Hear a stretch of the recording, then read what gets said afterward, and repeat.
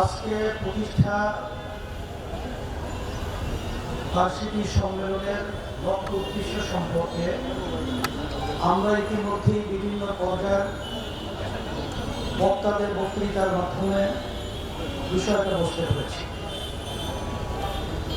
আমি ব্যতিক্রম ধর্মী বিশেষ করে কয়েকটা কথা স্মরণ করায় দেওয়ার জন্য বলছি। আমি আপনাদের সামনে যে আয়াত শরীফ তেলাওয়াত করেছি, আয়াতের মধ্যে আল্লাহ রাব্বুল আলামিন বলেছেন, স্থল ভাগে পানিও ভাগে, যত বিপদ মুসিবত তোমাদের হাতের কামাই। আজকে বাংলাদেশের স্বাধীনতার বয়স 53 বছর চলছে। এই 53 বছরে যাদের মাধ্যমে দেশ চলছিল, বর্তমানে চলছে, এখন বর্তমানে অন্তর্বর্তীকালীন সরকার তারা দেশ পরিচালনা করছে।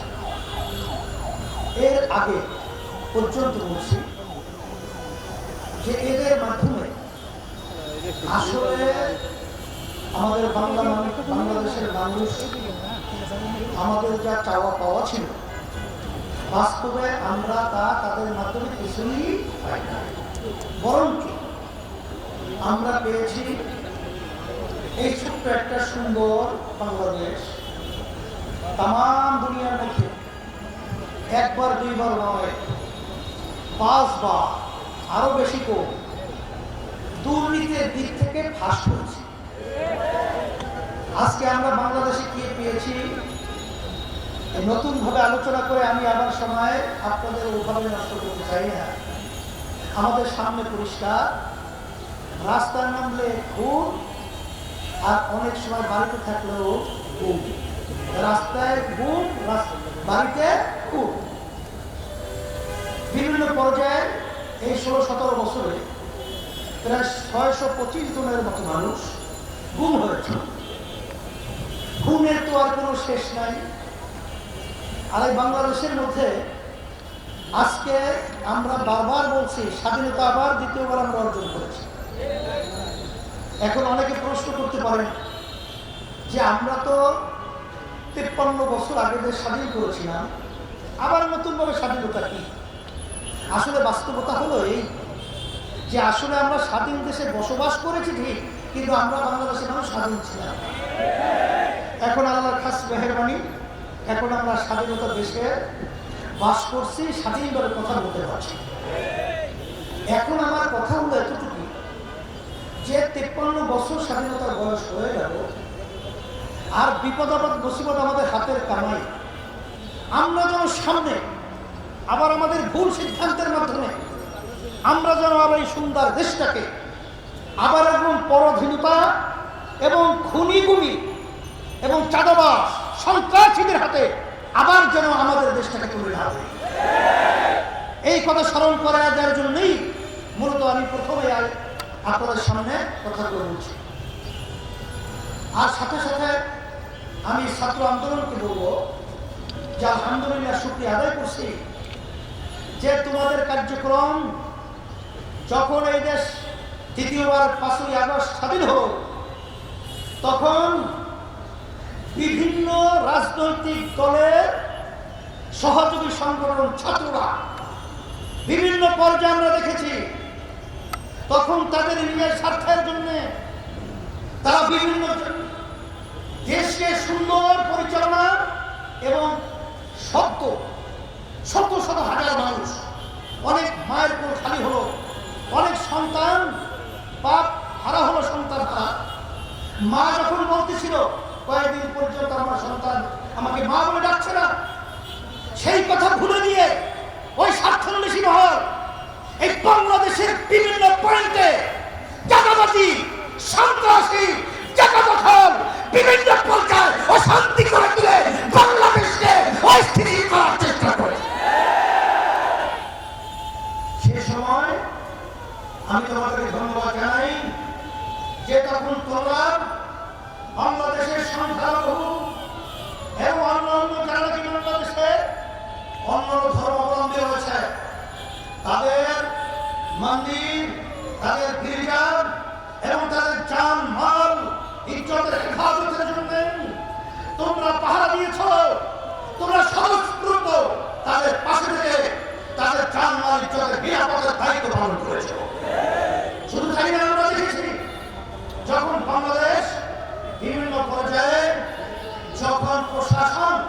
তাদের দায়িত্ব থেকে অনেকটা দেশ বিভিন্ন বিশৃঙ্খলায় সময় পার করছিল, তখন তোমরা রাস্তায় নেমে, তখন তোমরা মানুষের যানজট নিরসনের জন্য তোমরা সেখানে ট্রাফিকে ভূমিকা পালন করেছ।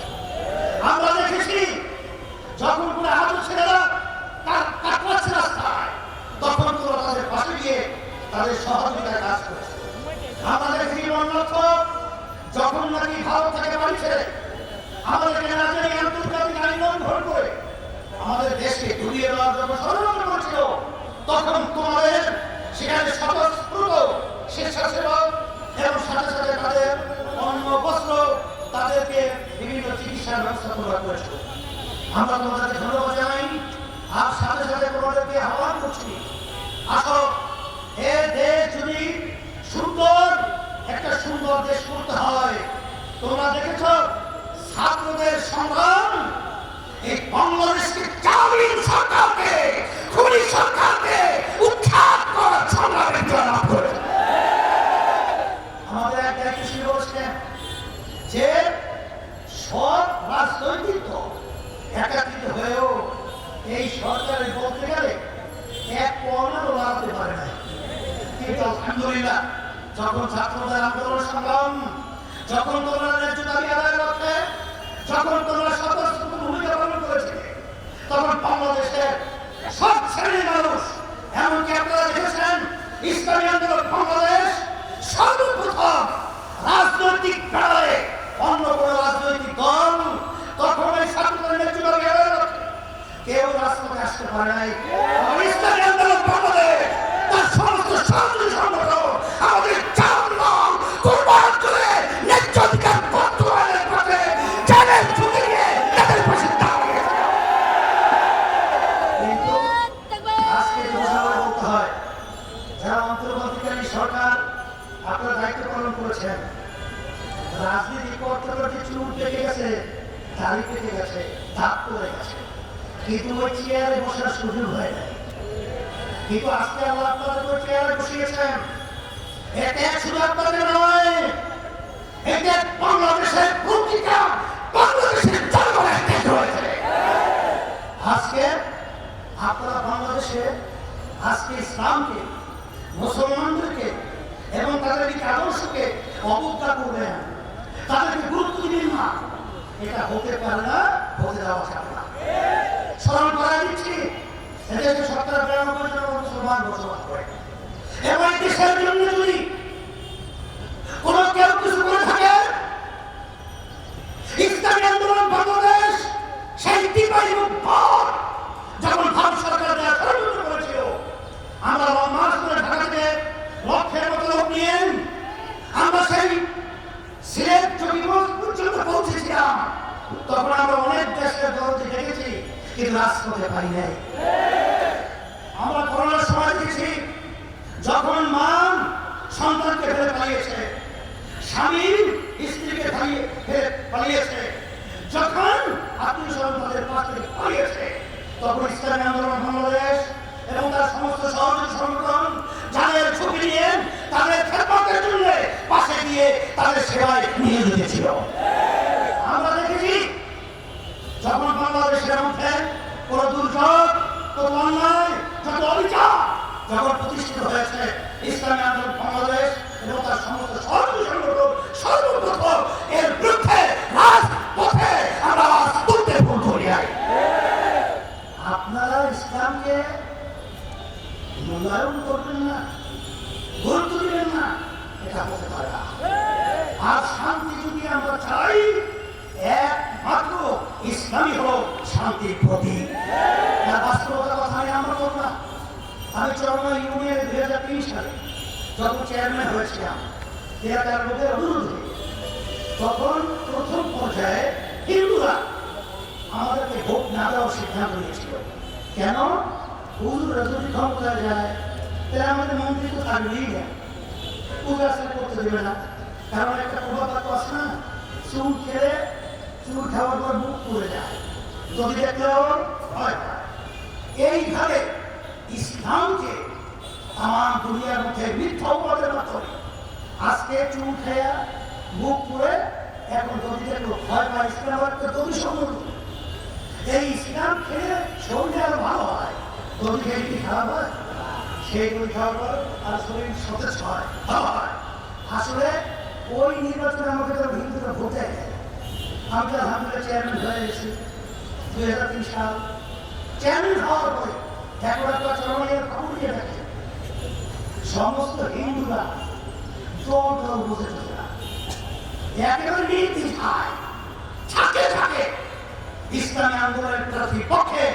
তারা আজকে ভোট দেওয়ার জন্য উম্মতের মতো পাগল হয়ে কাজ করছে। আপনারা লক্ষ্য করেছেন এই স্বাভাবিক যখন হিন্দুরা অবস্থান নিয়েছিল, সাংবাদিকদের সামনে হিন্দুরা বলেছিল যে আমাদের মন্দির আমাদের জানমাল নিরাপত্তার দায়িত্বের ইসলামী আন্দোলন বাংলাদেশ আগিয়ে আসছিল। বরিশালে যখন প্রশাসন আমাদের ডেকেছিলেন এবং অন্য রাজনৈতিক দল সহ, তখন হিন্দুরা বলেছিল যে ইসলামী আন্দোলন বাংলাদেশ এবং তার সমস্ত সহযোগী সংগঠন আমাদের জানমাল আমাদের মন্ত্রী গির্জা পাহাড় দেওয়ার বিভিন্ন ভূমিকা পালন করেছে। এই জন্য আমি সকলকে আহ্বান জানাবো, যদি সাথীরা শান্তি চান, আঘাতে মুক্তি চান, একমাত্র তার নীতি আদর্শ গ্যারান্টি শান্তি ইসলাম।